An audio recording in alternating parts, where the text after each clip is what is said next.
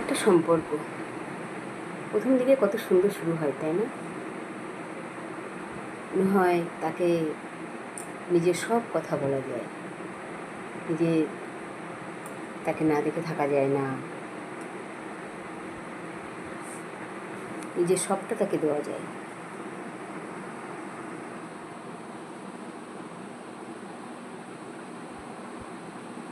এসব ভেবেছো তো মরেছো, বলে দিলাম। নিজের যা কিছু আছে নিজের কাছে রাখো, কাউকে দিতে যেও না।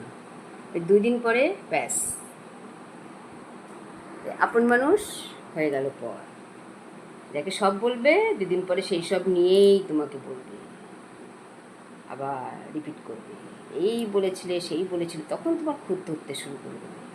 সাবধান, তো বন্ধু পাতাতে যেও না, নিজের মতো নিজে ভালো থাকো। বুঝতে পারছো?